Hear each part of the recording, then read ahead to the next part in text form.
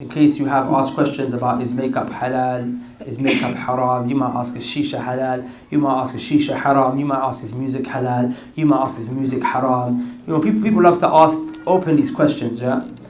The Prophet ﷺ said, a companion came to him and he said to him, have you come to ask me about bir?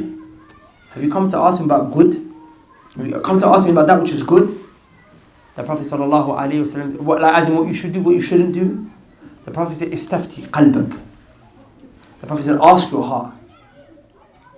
You're asking me, ask your heart. There's a reason why you're asking the question to me, because your heart doesn't feel comfortable with makeup in the streets. Your heart doesn't feel comfortable listening to music. Your heart doesn't feel comfortable with you doing these things. Your heart doesn't feel comfortable with you smoking shisha. It doesn't feel comfortable, right? That's why you ask. So istafti qalbak. The Prophet said, al-birru matma'annat ilayhi nafs. The Prophet said, good, halal, goodness, piety, it is the things that it brings ease and comfort and relaxation to the heart, and it brings ease and comfort and relaxation to the soul. وَالْإِثْمُ, and evil is مَا حَاكَ فِي النَّفْسِ وَتَرَدَّدَ فِي الصَّدْرِ. It's that which disturbs the chest. It causes you to feel uncomfortable inside of your chest. You get this feeling, this doesn't feel good. Another narration, the Prophet said, وَكَرِهْتَ أَنْ يَطَلِعَ عَلَيْهِ النَّاسِ. Evil, sin is the thing that you don't want people to see you doing this. You wouldn't like people to see you doing this. You wouldn't like Allah to see you doing this. You wouldn't like the people to see you doing this. So a lot of the time you know the answer to the question yourself, my brother and my sister. Does that make sense? You already know what's right and wrong. Are you going to say Bismillah before you smoke a shisha pipe? Are you going to say Bismillah before you smoke a shisha pipe? Why? You say Bismillah before you eat things, right? You say Bismillah when I go and I eat a burger or a portion of chips.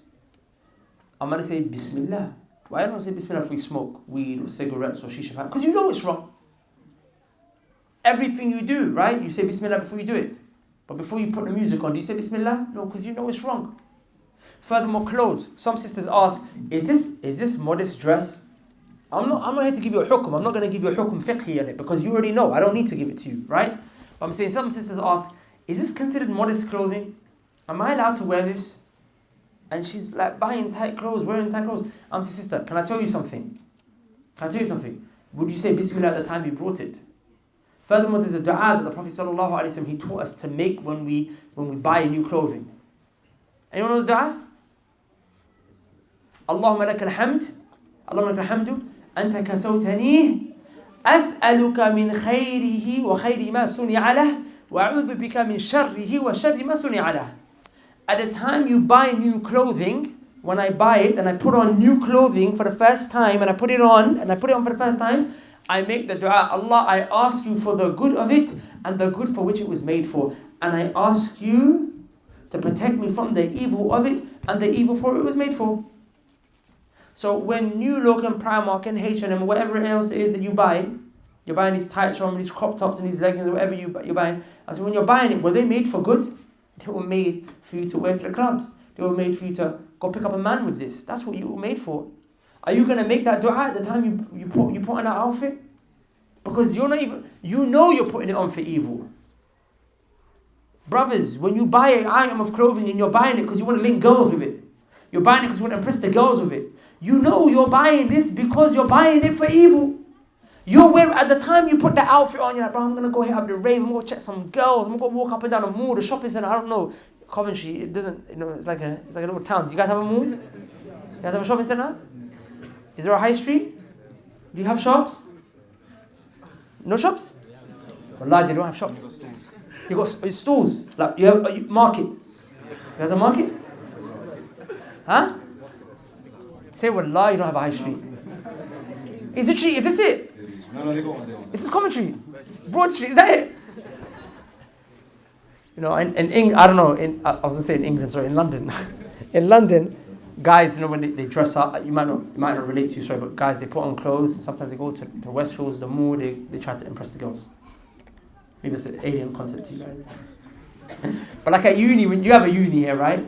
You go uni, college, listen, bro, what are you putting on these clothes for, man? Sister, why are you dressing in this way? Why are you dressing? You know why you're dressing in this way. So you're not going to make that dua at that time because you know you're wearing this clothes for evil.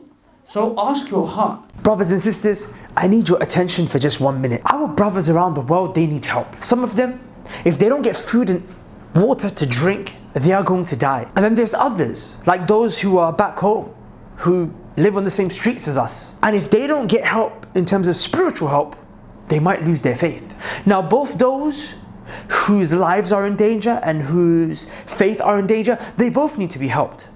But I want to explain to you the repercussions of not helping both of them. You see, if you don't help those who are suffering when it comes to starvation, at least when they will die Muslims. And all that they will leave, or all that they will lose at the end, is their life of this world.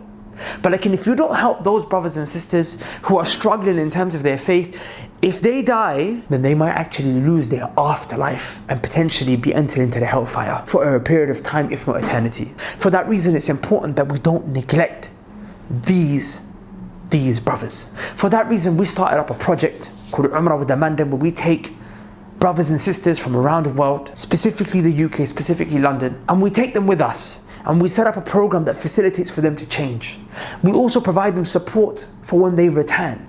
And we always select a handful of brothers who can't afford it themselves. And this time, we have taken on board more people without paying anything than we ever have before. And we are in urgent need of their costs being covered. So if you would like to help facilitate towards someone's life changing, then please go to the link below, inshallah ta'ala, and donate generously. Remember, if they change their life, then you're actually helping them, inshallah ta'ala, be a part of saving their afterlife. And in terms of reward, then any good that they do from this point onwards, if they change because of your donation and you're sincere, then you're going to get all that reward as well. So on the Day of Judgment, you get this mountain of good deeds, prayers, charity, fasts, all this stuff that you've never done. But why did it come your way? Because you facilitated with Allah's permission for someone to make change. And then when he changed, he or she did all of these things. And now that reward is all on your scales on a Day of Judgment. So please, brothers and sisters, be as generous as you can. Go to the link below, donate like crazy. Barakallahu feek. Assalamu alaikum wa rahmatullahi wa barakatuhu.